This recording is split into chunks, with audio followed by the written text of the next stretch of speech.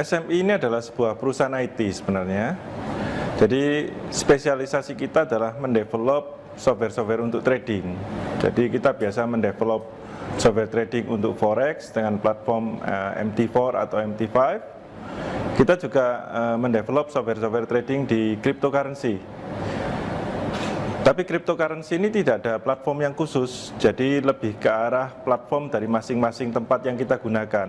Nah, saat ini kita sudah developing untuk Indodax, itu yang di Indonesia, juga di Binance dan beberapa broker lain seperti Bittrex dan lain-lain.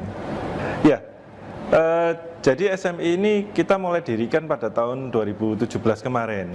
Jadi di awal kita ada beberapa orang yang kita ajak di awal bergabung. Jadi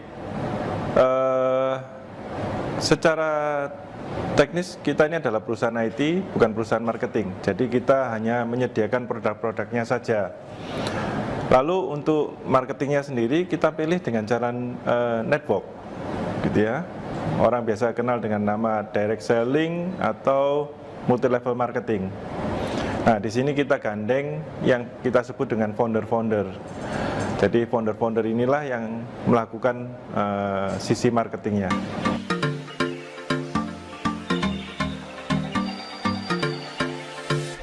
Keuntungan yang didapat dari konsumen atau pengguna atau member kita.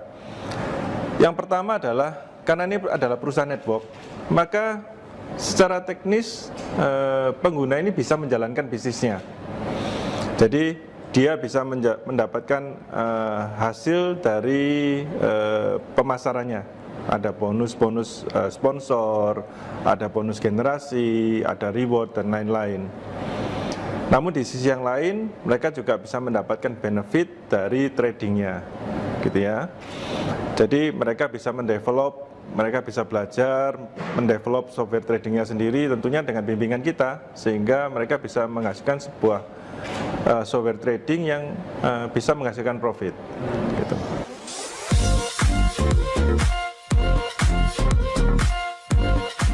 Pertumbuhan bisnis network secara umum ya, secara umum di tengah pandemi ini justru meningkat. Jadi kemarin dari Departemen Perdagangan sempat share data juga, semua bisnis network pada umumnya itu mengalami kenaikan di atas 70%. Bahkan ada yang sampai ratusan persen. Tentunya ini dikarenakan sifat dari bisnis network ini sendiri yang cocok di masa pandemi ini. Jadi di saat orang harus working from home, WFH, kita memang dari dulunya ya sudah WFH, gitu ya. Di saat bisnis konvensional, mal-mal ditutup, restoran harus tutup, harus beralih ke pesanan online dan lain sebagainya, kita dari dulu ya memang sudah online, gitu. Di saat permodalan menjadi masalah, untuk menyusun sebuah bisnis sendiri perlu modal yang sangat besar, kita bisa dijalankan dengan modal yang relatif kecil. Jadi secara inti bisnisnya sendiri, bisnis networking ini memang amat sangat cocok sekali dengan kondisi yang ada sekarang. Sehingga di saat bisnis konvensional ini sudah tidak bisa lagi bertumbuh atau menghasilkan, justru bisnis networking ini bisa bertumbuh dengan amat sangat pesat.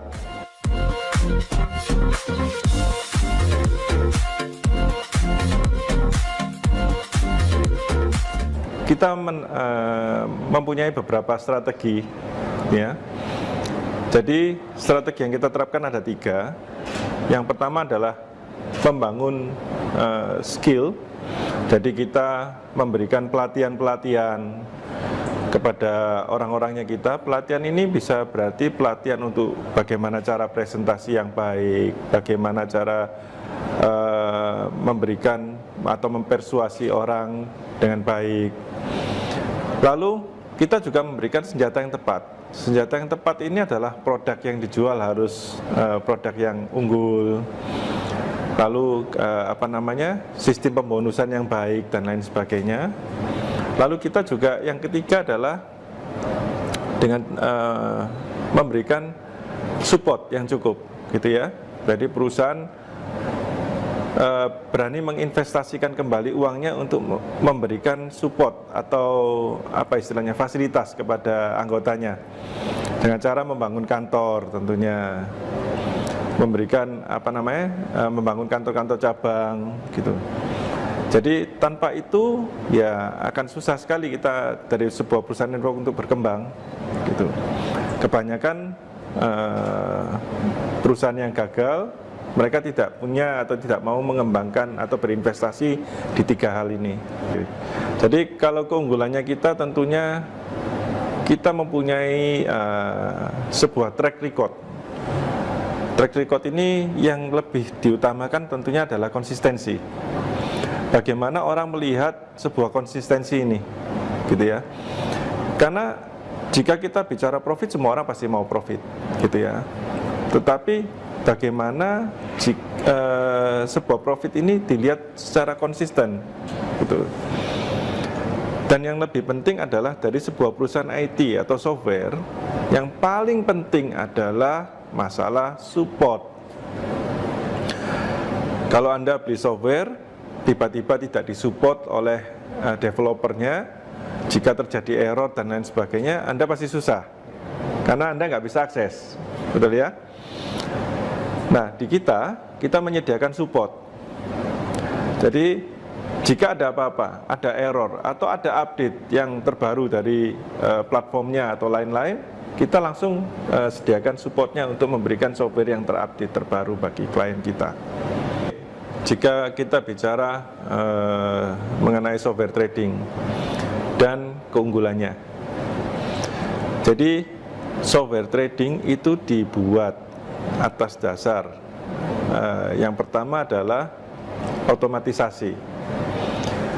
Bagaimana seseorang yang sudah ahli trading, dia bisa membuat otomatisasinya sendiri. Kadang kesulitannya kan orang ini memang sudah mengerti trading, orang ini sudah jagoan trading, orang ini punya strategi trading yang unggul, tetapi dia harus lakukan secara manual. Dia harus standby di depan komputer setiap saat mencari sebuah peluang. Ini kan nggak enak. Jadi tujuan dibuatnya sebuah software trading tentunya yang pertama adalah otomatisasi. Bagaimana mengaplikasikan sebuah rumusan tadi menjadi otomatis, kerja yang otomatis, sehingga si empunya bisa pergi jalan-jalan, si empunya tetap bisa melakukan kegiatan yang lain dan tradingnya tetap jalan. Tapi efek sampingnya adalah ini juga berarti orang-orang yang tidak mengerti trading sekarang bisa punya kesempatan untuk melakukan atau mendapatkan keuntungan dari trading, gitu ya. Jadi trading ini kan dunia yang istilahnya kita bilang harus jadi expert dulu. Kita nggak mungkin bisa trading tanpa belajar, mengerti, dan berlatih. Dan itu membutuhkan waktu yang sangat lama. Orang nggak akan bisa baru baca buku, selesai, terus langsung jadi expert di dunia trading, gitu ya. Nah, waktu yang dibutuhkan ini yang bisa kita skip, yang bisa kita lewati dengan adanya software trading ini, gitu.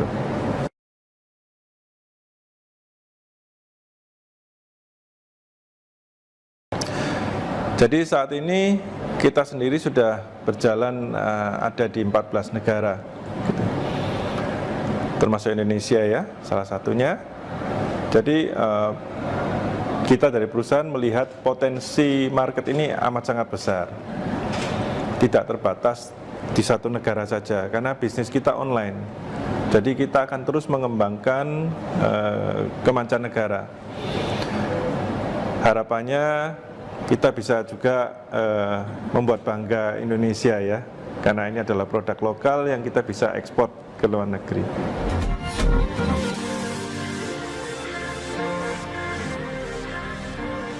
kita tidak menawarkan investasi, Pak. Jadi kita hanya menjual softwarenya saja, gitu ya. Nilai investasi yang pengguna mau pakai itu tergantung dari penggunanya sendiri. Tetapi secara umum forex itu bisa dimulai dari modal yang amat sangat kecil, gitu ya. Jadi jika kita bicara trading saham itu tidak bisa dimulai dengan nilai yang kecil. Karena kalau beli saham cuma 1 juta kan agak aneh, gitu ya. Tetapi forex, karena forex ini ada margin dan leverage yang diberikan dari platform, maka dia bisa dimulai dengan modal yang relatif kecil, mulai dari sekitaran 7,5 jutaan. Itu sudah bisa melakukan trading di forex. Tapi kalau misalnya trading di cryptocurrency, Bitcoin contohnya, modal yang dibutuhkan pasti relatif lebih besar. Jadi PT SMI ini kita bentuk bertiga, saya, Pak Semi, dan Pak Rusdi. Kebetulan kita semua adalah kawan teman kecil ya. Kita beda posisi, saya komisaris, Pak Semi adalah direktur utama, sedangkan Pak Rusdi adalah bagian IT-nya. Jadi memang kita bagi tugas untuk di PT SMI sendiri. Lalu di bawah kita punya founder-founder. Jadi founder ini adalah kepala divisi marketingnya kita. Jadi kita ada 5 founder yang ada sekarang. Ada Pak Erwin, Pak Yakob, Pak Endro, Pak Hengki yang baru saja wafat, digantikan oleh anaknya sekarang, Pak Hari, dan ada Pak Dedi. Untuk cabang di Indonesia saat ini ada di Surabaya, lalu kita ada di Denpasar, Medan, Bandung, dan Belitung. Saat ini yang masih dalam tahap renovasi adalah Batam, Balikpapan, Banjarmasin, dan satu lagi Pekanbaru. Kalau cabang kita di luar negeri, kita ada di Kuala Lumpur, ada di Phnom Penh, ada di Paris, ada di California, dan yang paling baru ada di Singapura. Harapan kita di 2021 adalah kita bisa semakin berkembang. Dan tentunya dengan semakin berkembang ini, harapan kita yang lebih khusus lagi adalah kita bisa membantu memberikan sebuah solusi bagi teman-teman di masa pandemi ini, gitu ya. Karena bisnis ini adalah bisnis yang peluangnya bagus dan bisa menghasilkan hasil yang cukup besar bagi orang-orang yang menjalankannya. Jadi tentunya ini adalah sebuah peluang ya yang kita ingin bagikan ke teman-teman untuk bisa membantu meningkatkan kesejahteraan masyarakat secara umum. Jadi sebuah perusahaan network itu tidak lepas dari yang namanya presentasi, gitu ya. Presentasi, dan presentasi. Karena kita tidak boleh memasang iklan di media massa. Itu adalah bukan ranahnya kita. Itu adalah ranah perusahaan konvensional. Saat ini dengan semakin berkembangnya member kita, semakin banyaknya jumlahnya, tentunya presentasi yang dilakukan juga semakin banyak dan semakin besar.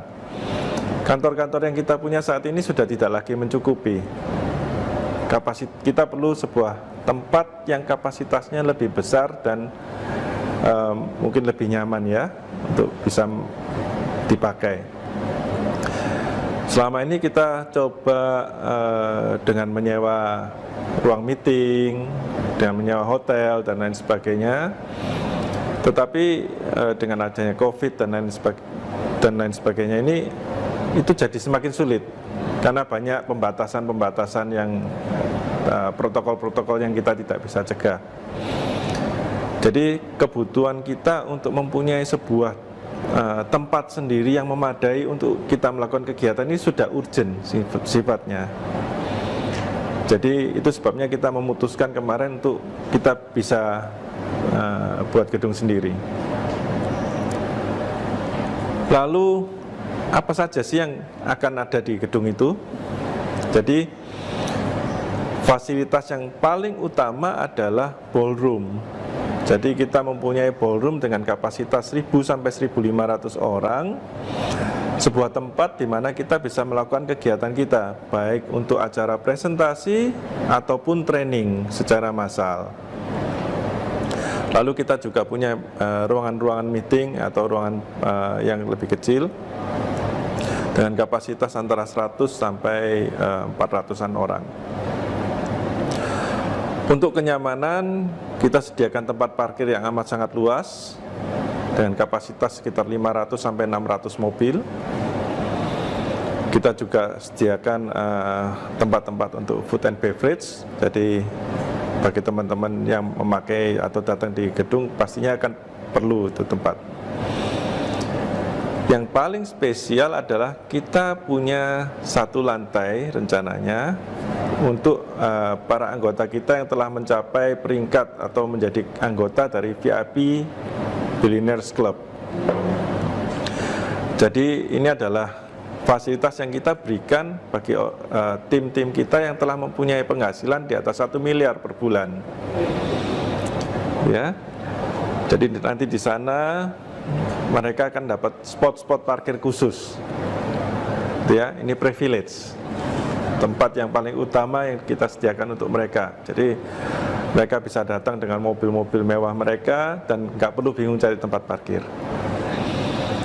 Yang kedua, kita akan sediakan ruang office khusus untuk mereka. Jadi ruangan-ruangan khusus yang mereka bisa pakai jika mereka ingin bertemu dengan klien yang spesial.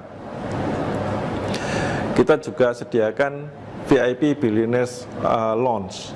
Jadi jika mereka perlu, mereka tinggal masuk ke dalam dan mereka bisa makan dan melakukan semuanya free. Kita juga akan punya satu tempat, satu area untuk fitness center. Ada kolam renangnya, mereka bisa pakai juga secara gratis, gitu ya. Jadi ini adalah fasilitas yang kita nanti sediakan. Selain akan ada beberapa ruangan lainnya. Jadi kita akan punya semacam studio mini. Jadi jika mereka atau member-member kita ingin membuat acaranya sendiri, rekaman videonya sendiri, kita punya timnya. Gitu. Dan masih banyak lagi fasilitas yang lain. Ini adalah alasan utama kita kenapa kita memilih BSD. Jadi kemarin kita mencari lahan yang cukup luas, gitu ya, lahan kosong yang cukup prestisius dan luas. Lalu yang kedua, yang temanya kira-kira sama dengan bisnis yang kita jalani. Kalau kita saat ini adalah bisnisnya IT, terus kita buka di tempat yang banyak tempat makan kan agak lucu gitu, temanya nggak nyambung. Lalu yang ketiga, kita mencari sebuah akses yang gampang. Orang yang kita undang pasti akan datang dari segala penjuru. Kita perlu akses yang gampang, yang bebas macet. Karena jika mereka harus datang dari jauh dan menempuh jalan yang macet ini, sampai ke tempat sudah BT duluan gitu.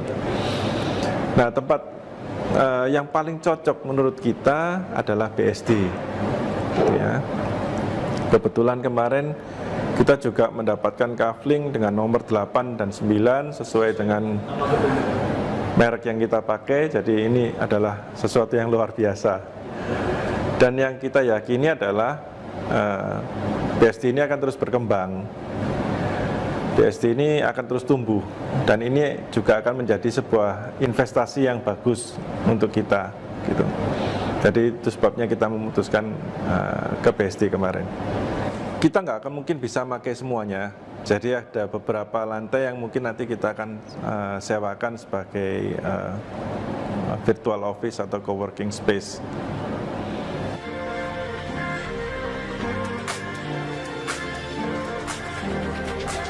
Net89 ini merupakan salah satu perusahaan yang perkembangannya sangat cepat.